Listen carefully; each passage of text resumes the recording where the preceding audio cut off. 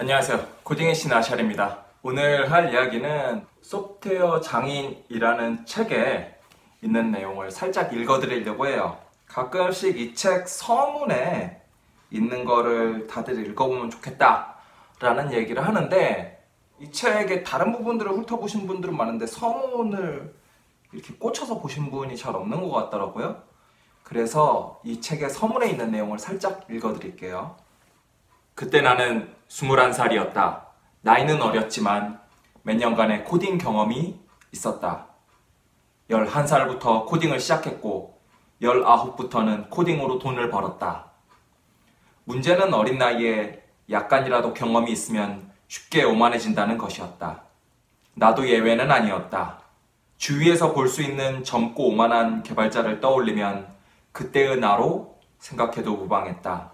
나는 대단한 사람이고 대학의 친구들이나 회사 동료 그 누구보다도 우월하다고 생각했다.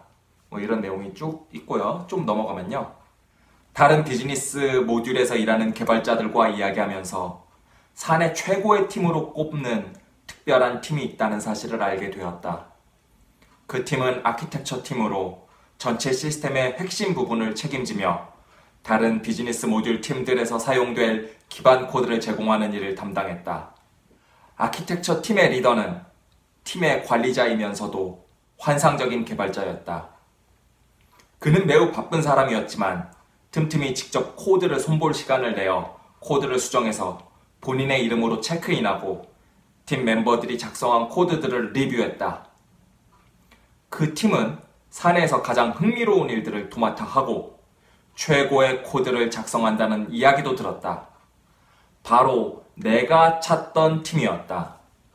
나는 최고들과 함께 일하고 싶었다.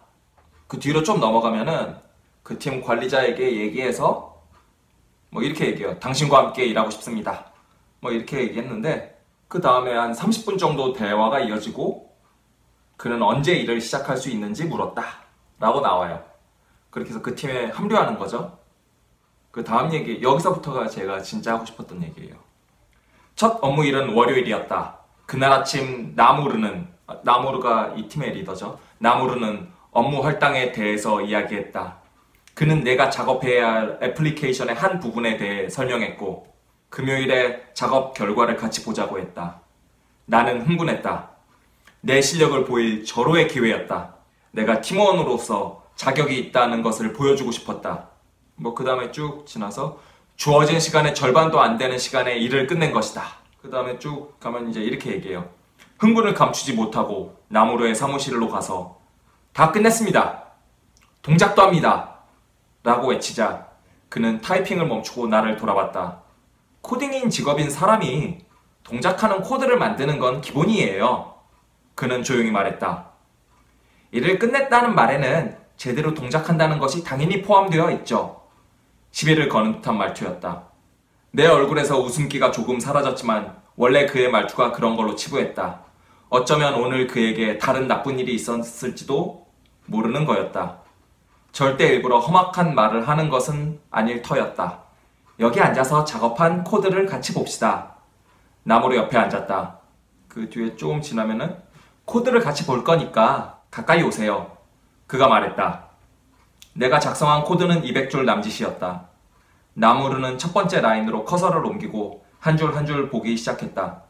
5줄마다 잠시 멈춰서 여기서 메모리 할당 해제를 하면 무슨 일이 일어나는지 알고 있나요? 이 부분을 보세요. 한 메서드에서 메모리를 할당하고 다른 메서드에서 해제하고 있어요. 이런 코드는 잠재적으로 메모리 릭을 일으켜요. 여기 있는 이 코드들을 보세요. 좀 더 생각하면 이 8줄은 2줄로 줄일 수 있어요. 트라이 캐치 블럭이 이렇게 크면 어떤 일이 일어나는지 알고 있나요? 이 변수와 메서드의 이름은 적절해요? 원래 의도한 의미가 뭐죠? 다른 동료가 이 코드를 보고 수정할 일이 생기면 어떻게 될까요? 정보도 부족하고 이 코드가 작성된 맥락을 전혀 알 수 없어요. 이 코드에 대한 전후 정보가 아무것도 없는 상태에서 당신이 이 코드를 유지 보수해야 한다면 어떻겠습니까?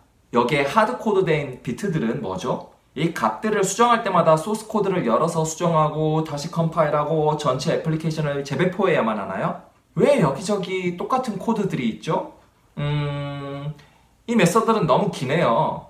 메서드마다 코드가 이렇게 길면 코드를 해석할 때 머릿속에 한 번에 담고 있어야 할 정보가 얼마나 많아지는지 알고 있어요?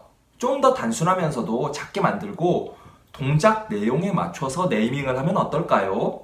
그는 계속 말을 이어갔다. 어떤 부분에서는 잠깐 멈춰서 몇 줄의 코드를 가만히 살펴보기 시작했다. 몇 분 후 커서를 한 페이지 위로 또다시 한 페이지 아래로 옮겼다.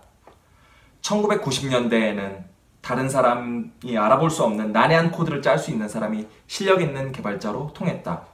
와우! 그는 똑똑한 개발자가 틀림없어. 그 사람 코드는 무엇을 하는 코드인지 전혀 감을 잡을 수가 없거든. 나 역시 내가 얼마나 똑똑한지 보이려고 난해한 코드들을 조금 집어넣었다. 나무르는 순간 그 코드가 무엇을 하는지 알아냈다. 나는 내 기분을 띄워줄 말을 기대했다. 이 코드가 얼마나 무례한지 알고 있습니까? 그는 조용히 말했다. 많은 팀과 개발자들이 같은 코드 베이스 위에서 아주 큰 시스템을 만들고 있습니다. 모든 개발자들이 이런 식으로 으스대려고 난해한 코드를 만들면 코드를 이해하기가 얼마나 어려워질지 생각해 봤나요? 수천 라인, 아니 수백만 라인의 코드가 이런 식이라고 상상해 보세요. 그의 말은 이제 시비가 아니라 공격이었다. 코드는 겨우 200라인 남짓이었다. 나무르가 제기한 문제들의 답을 하지도 적당히 되받아 치지도 못했다. 그는 코드 라인마다 문제를 지적했고 어떻게 하면 더 나아지는지를 설명했다. 코드의 마지막에 이르렀을 때 얼굴이 화끈거리고 마음은 불편했다. 나무르는 제3자가 작성한 코드에 대해 말하는 것처럼 차분했다. 내가 한 말들을 다 이해했나요? 모두 동의합니까? 나는 아무 말도 하지 않고 고개만 끄덕였다. 이 코드들은 더 나은 쪽으로 바꿀 수 있겠어요? 그를 보지 않고 나는 고개만 끄덕였다. 오늘 얘기한 것들을 앞으로 계속 적용할 수 있겠지요? 다시 한번 고개를 끄덕였다. 그는 키보드를 몇 번 두드려서 내가 작성한 모든 코드가 들어있는 파일을 삭제했다. 좋습니다. 아직 3일이나 남았으니 다시 해보세요. 충격에 휩싸였다. 어떻게 반응해야 할지 몰랐다. 아무 말도 없이 천천히 일어서서 문 쪽으로 걸어갔다. 산드로, 문에 다다랐을 때 그가 나를 불렀다. 나는 멈춰서서 그를 돌아봤다. 일을 하는 것도 중요하지만 그에 못지않게 일을 어떻게 하느냐도 중요합니다. 이 말을 끝으로 나무르는 자신의 컴퓨터로 돌아앉아 그 끔찍한 검은 배경에 초록색 글자가 나오는 편집기에 다시 타이핑을 시작했다. 낙담했다. 아니 사실 화가 났다. 나무르의 사무실을 나와서는 바로 계단을 내려가 건물 밖으로 나왔다.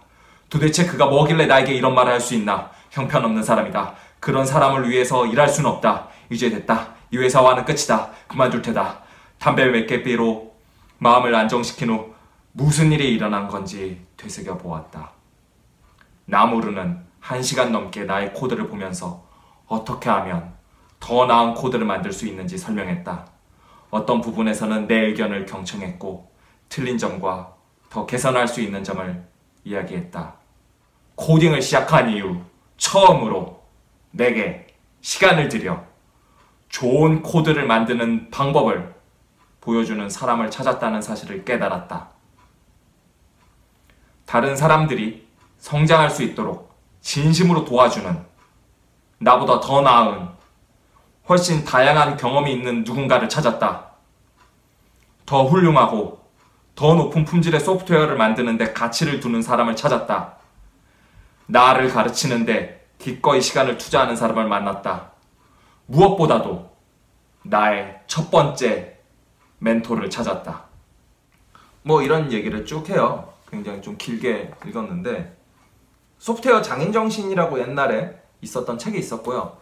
그 외에도 뭐 그 패거리들 뭐 엉클밥이라든가 앤디 헌트, 데이브 토마스 등이 장인정신, 뭐 도제 이런 것들 얘기하잖아요. 비슷한 것들을 얘기하는데 혼자서도 얼마든지 성장할 수 있죠. 하지만 더 나은 나에게 따끔하게 충고해주고 어떻게 하면 더 나은 길이 있는지 알려주는 사람이 같이 있다면 굉장히 성장하는 데 도움이 많이 될 것 같아요. 여러분의 회사에는 아니면은 여러분이 있는 뭐 학교, 동아리 아니면은 뭐 가족일 수도 있고 누가 됐든 친구일 수도 있고 더 나은 사람이 있나요? 그리고 그 사람이 내가 하는 일에 충분한 시간을 투자해주고 함께 어떻게 하면 좋을지 생각해주고 있나요? 그런 사람을 여러분들은 꼭 찾으셨으면 좋겠어요.